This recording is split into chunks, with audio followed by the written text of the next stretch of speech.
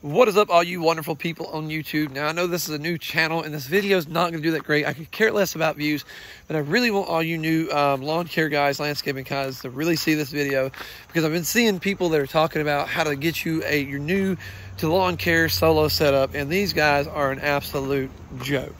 They're showing you $10,000 to $15,000 mowers. They're showing you just outrageously priced stuff. If you're getting started in this, most of you do not have a super fat bank account. Some of you may still don't need to spend that much money on it. I'm going to show you what I started with. So what we have here, this is your standard Murray, just Murray lawnmower, push mower, nothing special about it all. I did get this little reel mower, and I've seen it at Goodwill for like 25 bucks. I picked it up. I have not used it, but on my yard a couple times. That's literally all I've done with it. And it's actually for sale now for 25 bucks. So show you what else I started with here. Hold on a minute, we're getting up there. I started with this Craftsman. Although I do not recommend starting with a mower like this, you can. I'm gonna explain to you why you shouldn't. One, they're just slow.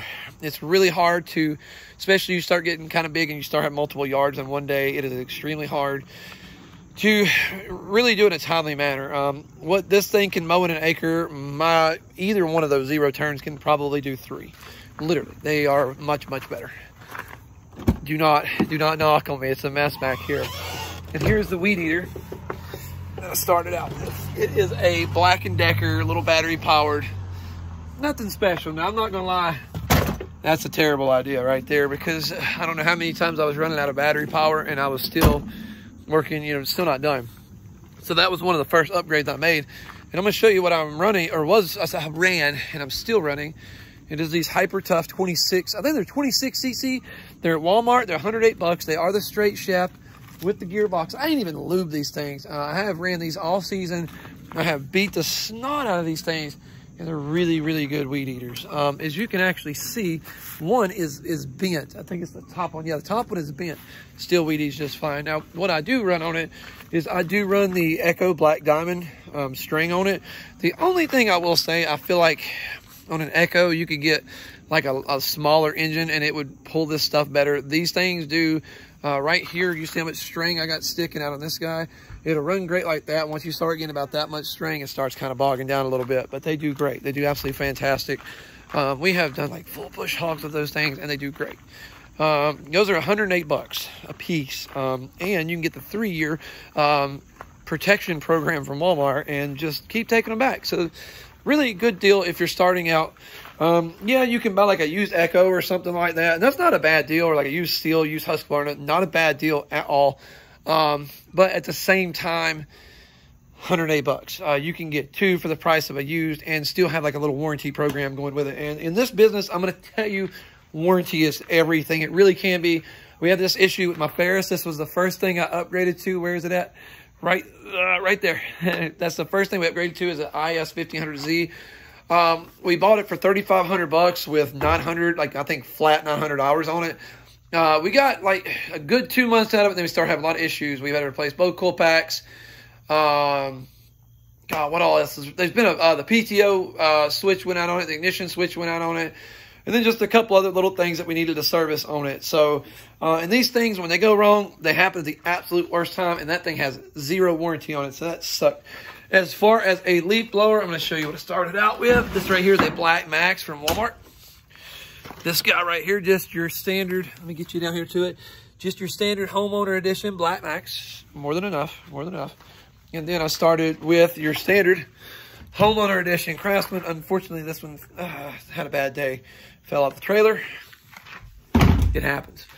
So I have recently upgraded to it is a Echo, it's a P265L. I like it because it's very light. I don't really need a gigantic leaf blower. I got that on Marketplace for 75 bucks. I don't really need a huge leaf blower or anything like that. My properties don't have a lot of need for blowing. I do have a couple, and I use that. Most of the time, if it's really big, I'll just take the mower, turn the blades on, and I'll use it to blow everything out of the way. Now, let me explain to you, if you want to get a pretty rocking setup starting out, I didn't have one, but I'm going to explain to you, if you got a little bit of money, you want to go get you a little bit of a loan, let me explain to you what to do. This Gravely is a ZTHD. It comes with a 3-year, 500-hour warranty. It is a 52-inch. It has the FR 691V, and everybody's like, that's not a commercial engine. It'll be just fine commercial. You're not going to bother. There's many people running these and probably having less issues out of them than other stuff, honestly. Maybe, maybe not. I haven't had an issue out of it. It's only got 3.7 hours on it. Thing lays stripes like nobody's business, and it doesn't even have stripe kit on it. The Ferris doesn't even leave stripes like this. Right there is right at $6,500. $6,500. You get a warranty. You get a nice, pretty seat.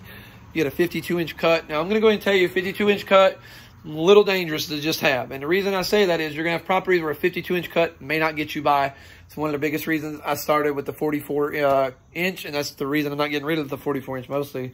I've also put a lot of money into it, so I kind of want to keep it at this point. The other thing that I would do is Toro Recycler 22s. These are like the best push mowers, I think, other than a Honda. Really love my recyclers. They don't leave a lot of thatch behind. I keep them closed up. I don't bag very often. Most people are not going to pay extra for bagging.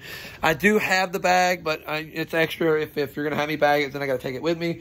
Dump fee and all that. You know, you're talking like 15 to 20 bucks extra, and most people don't want to spend that.